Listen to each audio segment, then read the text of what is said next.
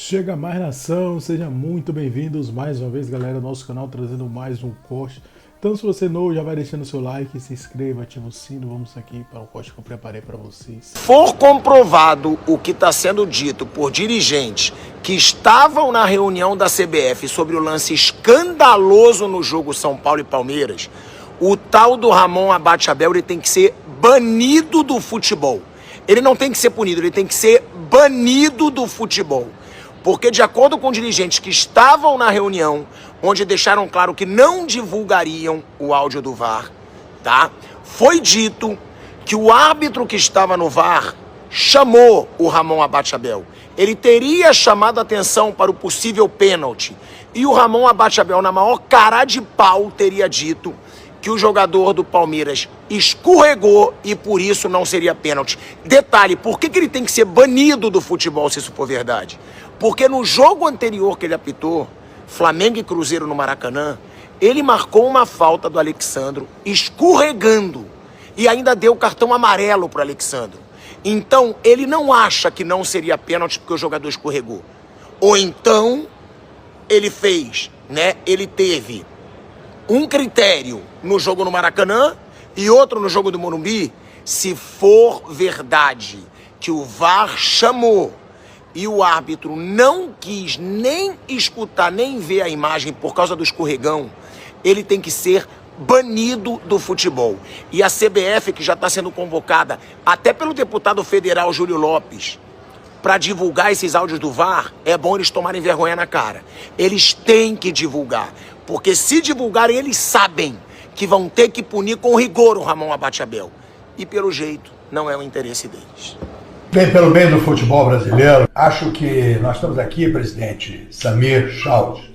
Você precisa liberar o áudio, porque é um absurdo que assim não faça. Bem, estou fazendo o ofício para convocar o árbitro de vídeo do VAR do jogo entre São Paulo e Palmeiras, Wilbert Estevam da Silva, que fez algo estranho ali, que a gente precisa entender o que aconteceu. Então estamos aqui convocando o árbitro para que ele esclareça o que aconteceu aqui na Comissão de Esportes da Câmara. Quero, entretanto, presidente, terminar essa fala lhe parabenizando pelo enfrentamento da questão do calendário dos estaduais. Vossa Senhoria está tendo coragem e determinação no enfrentamento de uma questão relevante para o futebol brasileiro, que é a importância do nosso... Para o Rio de Janeiro, porque a confusão continua. O Rafael Marques está conosco. Ontem teve uma reunião no Conselho do Flamengo. E aí, claro que todas aquelas confusões ou questionamentos envolvendo direitos de televisão e também bastidores do futebol brasileiro, mais uma vez, Rafa, nessa reunião, vieram à tona. Exatamente, Bruno. Aliás, era a oportunidade que o Flamengo tinha para fazer explicações internas, né? Como o próprio clube tratou, prestar esclarecimentos para os conselheiros e também para os seus torcedores, embora não tenha sido um evento com cobertura da mídia e tampouco das mídias sociais do próprio Flamengo. Cabe contextualizar que essa situação envolvendo o Flamengo e o Palmeiras surgiu depois de uma ação tomada pelo clube com uma liminar na justiça em função do contrato assinado ano passado pelo então presidente Rodolfo Landim, que o Flamengo contesta. Nesta liminar, o Flamengo conseguiu o bloqueio de ser importante trazer os nomes para o fã de esporte ter uma noção. Além do Flamengo e do Palmeiras, o Bragantino, o São Paulo, o Santos, o Atlético Mineiro, o Bahia, o Grêmio, o Vitória, o Remo, o Paysandu, o Volta Redonda, o ABC, o Guarani, o Sampaio Corrêa e o Brusque compõem a Libra. Os outros clubes são da Liga Forte União. E por conta dessa ação, ninguém recebeu o que tinha direito por conta de mais uma fatia dos direitos de transmissão. O Flamengo alega que o conceito da audiência está com a sua fórmula incompleta, que tem que ser complementada pelo voto unânime dos participantes da Libra. Desde o início do ano, aconteceram várias reuniões, 6 tentativas e não houve um consenso entre as partes. Já a Libra acusa o Flamengo de disseminar desinformação, dizendo que a diretoria rubro-negra não está buscando o diálogo e assegurou à Libra que o estatuto da entidade é muito claro em relação a essa questão da divisão de receitas. Ontem, o BAP falou aos sócios conselheiros presentes na reunião e nós vamos acompanhar o que disse o presidente do Flamengo. Gente, a gente está falando desse problema da Libra e a empresa que ela preside emprestou dinheiro para a SAF do Vasco. Quem aqui já pegou dinheiro com instituição financeira na vida? Algum banco pede como garantia as ações do seu negócio que não vai bem, ou eles pedem garantia de bens reais? Eu quero a sua casa, eu quero o seu barco, eu quero o seu apartamento, eu quero a sua fazenda. Quem é que pede 19 e pouco % das ações da SAF se não puder ser pago? Parece que eu ouvi dizer que a última vez que isso aconteceu no Brasil, os Menem compraram um Atlético. Cresceram uma dívida que era necessária, chegou uma hora eles executaram. Então, eu acho absolutamente estranho esse tipo de coisa. E isso devia estar sendo questionado por uma porção. A gente está falando de fair play financeiro hoje em dia no Brasil, certo?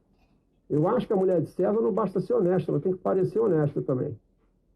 Certo? Então, assim, que existe uma agenda, eu não tenho a menor dúvida que tem. Qual é a agenda, o tempo vai dizer.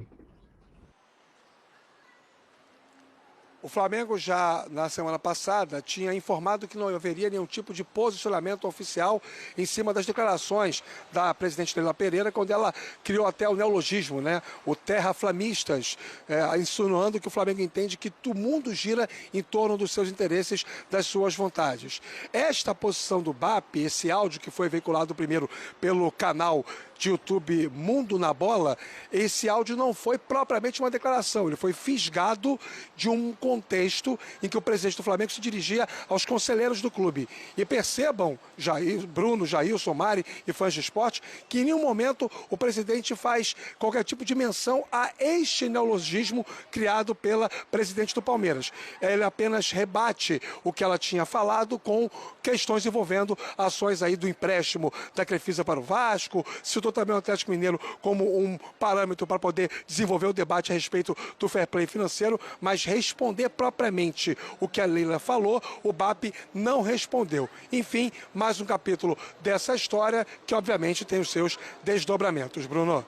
O ponto é bem importante, viu, Rafa? Eu vou querer saber a sua opinião também já, por ter sido, então, uma declaração ali interna e por ele não ter falado diretamente sobre a questão ali do terraflanismo, né?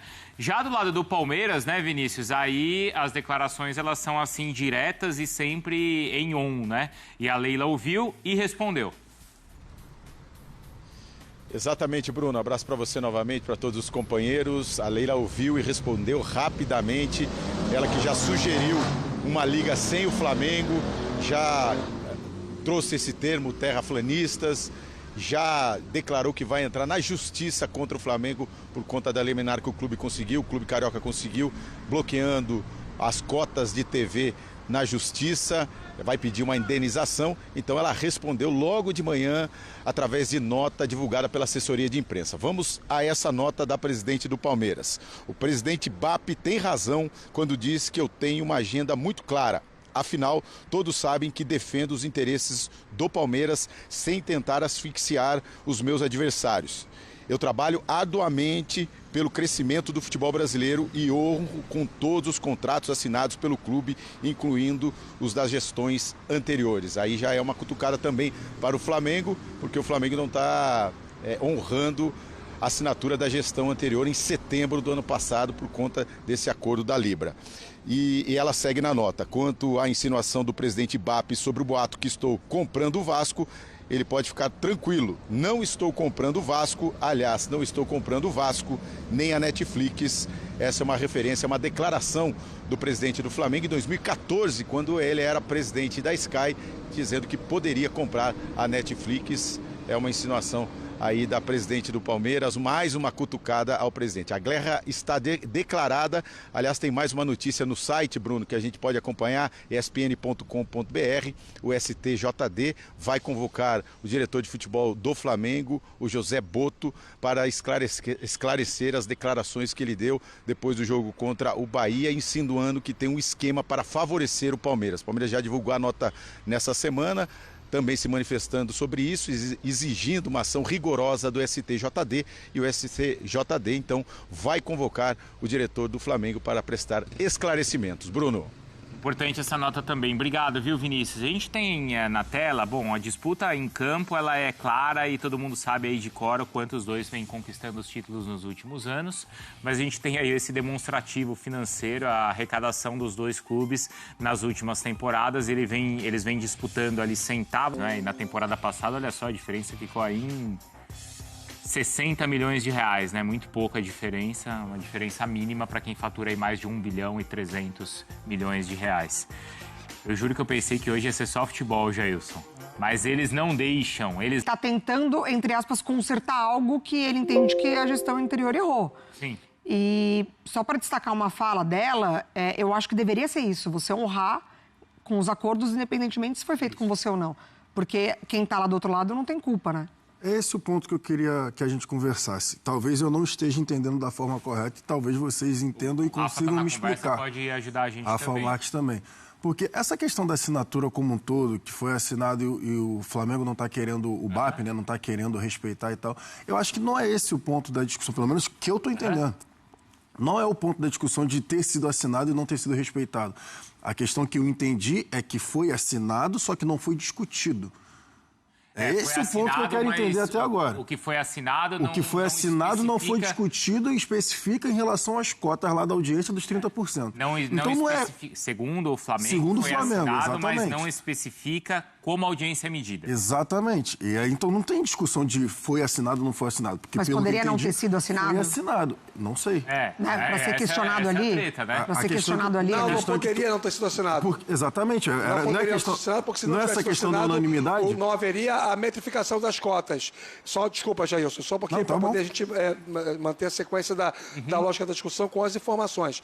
Não tinha como não ser assinado. Se não tivesse sido assinado, a Libra não teria começado a pagar, como já começou.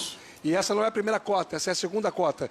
Então, assim, esses 77 milhões, que são para serem fatiados entre os clubes, já são objeto do contrato que está assinado.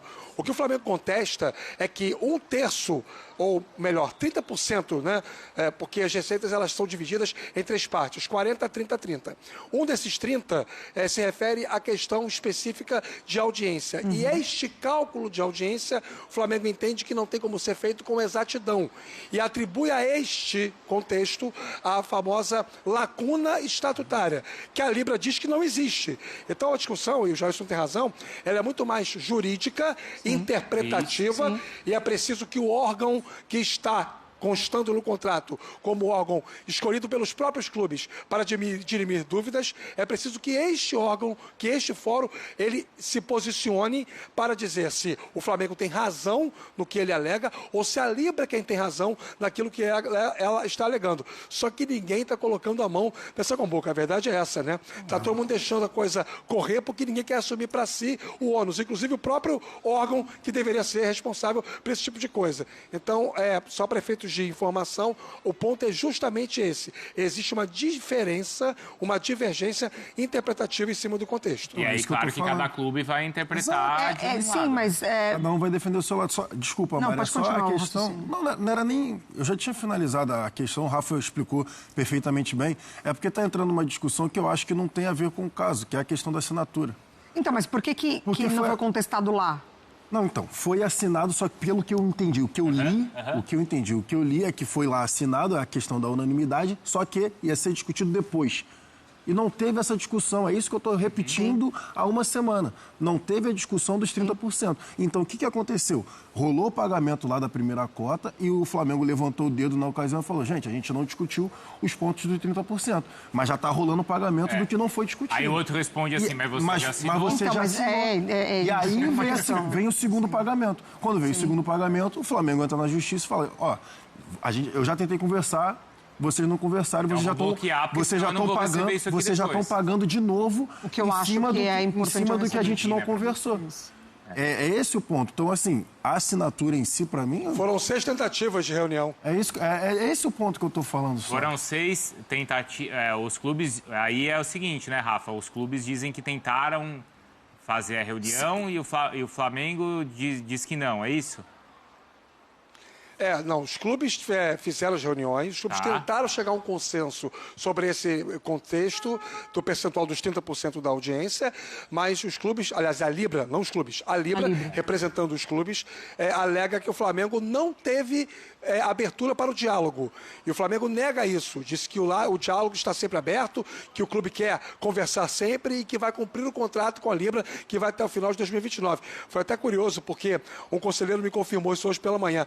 Durante o momento em que o Marcelo de Campos Pinto falava ontem, representante do Flamengo na Libra, para os conselheiros, sobre o andamento do processo, os argumentos através dos quais o Flamengo baseou a sua ação judicial, o Marcelo de Campos Pinto começou de cara dizendo, mas olha, nós não vamos sair. A gente vai ficar até o final do contrato e eles vão ter que aturar o Flamengo até o final de 2029. Então, assim, de cara o Flamengo já tentou tranquilizar seus conselheiros, dizendo que a discussão não é sobre seguir ou não seguir com a Libra. Por nós, Flamengo, a gente segue na Libra. Foi isso que ele disse ontem. Sim. A não ser que a Libra não queira o Flamengo. E aí, caso haja uma rescisão de contrato, a iniciativa de uma das partes, o ônus é da iniciativa. Então ninguém vai querer rescindir um contrato como esse, porque quem rescindiu o contrato vai ter que pagar para outra parte. E esse aí é um ponto, eles são do mesmo grupo. Não é um grupo contra o outro. Não, é o mesmo grupo. Dentro do mesmo grupo não tem... E é essa parte que me pega. Incrivelmente são do mesmo grupo. Essa é a parte que me pega, do aturar, sabe? Vão ter que aturar o Flamengo até o final do contrato, sabe? Chatice, cara. Exato. Mas, ô Mário, você falou, a gente estava falando que virou pessoal. Aí você falou assim, aí passaram do ponto. Sim. Quem você acha que passou do ponto nessas declarações de hoje? Agora eu te... Não vou me comprometer dessa forma, assim.